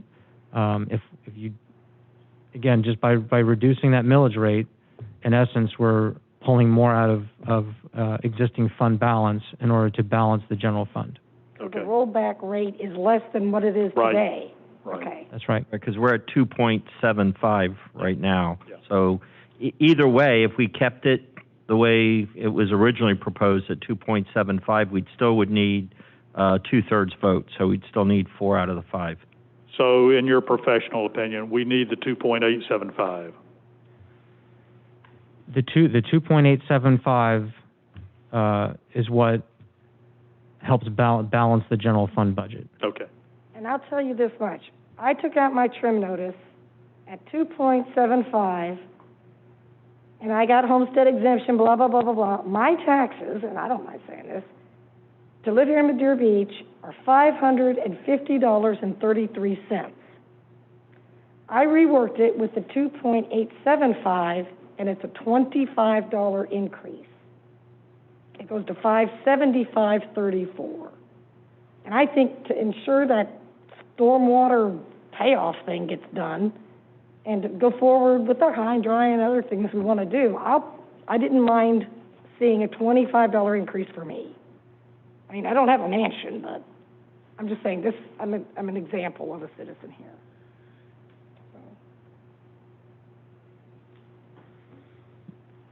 Okay. Well, we'll know what we've got to do on the next vote. Andrew, you have anything else? Yeah, I mean, I can give you the difference in taxes from the 2.75 to the 2.875 if you want to know that. I can run that calculation real quick and get that for you. Or we can do it at the workshop meeting if the commission prefers. Yeah. Yeah, we don't need you to Okay. lock yourself up. I just want to make you all very aware of what needs to happen legally for this millage rate to be adopted and ultimately conclude this process. Any questions from me on that or any of the information I presented? Otherwise, that's all I have. No, I think you cleared some things up there. Thank you. Mr. Mayor, Yes. if I may. Just to add on that, the 23rd is our final hearing date for the budget and the millage rate. That's So will that be before the workshop? Calendar. Okay. Added today. It's on the, at 5:05, I think he said it at 5:05 again. Okay, I'm not, 5:05, are you talking about PM? I mean, or? Yeah, 5:05 PM. It was on the calendar given to you today. Okay. the 23rd is the fourth Wednesday. So we would have to do a special workshop meeting to discuss it if we're doing the 5:05 vote on that day. Do you think we need an hour? Or we could do a different time. You can change it if you want to. You had the last. The special meeting is just a vote on the millage rate like we did today. And the budget. That's all. Oh, and the budget. Yes. So maybe we do need an hour. Yeah, okay, absolutely. Okay. If I may, I think a number of you and some of those of you that are appointed on boards that are here in the audience or newly appointed and reappointed, we do have a training that's coming up that I know the clerk will be sending out for the boards, but it's October the 14th. You can do it online through the League of Cities. We just need you to register, and the clerk will give you all that information. The commission and the department heads and managers it's mandatory for them to attend. The commission, you can attend if you want to at our meeting here in the city center. The training starts at 10 o'clock, runs from 10 to noon, and then from 1:30 to 3:30. So we'll be having that right here in the city center as well. And I do want to make sure that everybody's aware of that. And I'm getting down to the nitty-gritty. Census. If any of you have not been counted, please go to our website. We did increase from, I think it was 34% to 38%, but we should be well over 50%, and we only have until September 30th. So for those of you, Jeff, if you can get the word out in your condo and, your friends, neighbors, relatives, even if they're in a different city, they need to be counted for the city that they're in. So please get the message out. We need to be counted. We need every resident to be counted because that will help us in the future for the grants and the allocation, because most of the federal grants are allocated on a population. And so, we put a big emphasis this year, and you'll see the reports come out at the first of the month on grants and so forth, and where we are and which ones we're in line to receive and which ones we haven't received yet. But, it starts with everybody being counted. Thank you. Bob, can we get an electronic sign? Can we borrow one from the county and put it up there? I will check on emphasize it right there at the, on 150th. Okay. We'll check and make sure we can get it done, but, we need to be counted. Yeah. Yeah. Thank you. Thank you. Reports and correspondence. City Commission, do y'all have anything? I have something, I don't know whether it's reports and correspondence, but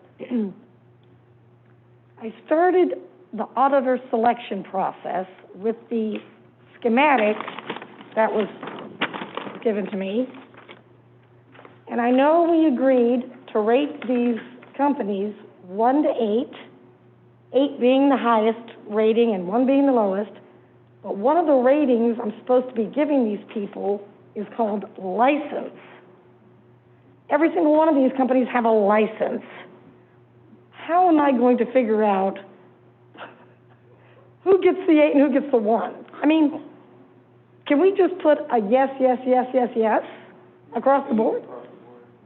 I mean, doesn't that seem a bit... The answer is yes, you can do it that way. Thank you. Just that everybody is using the same process, you can do it that way, so it doesn't have to be counted. To do the have it or not have it, yes or no.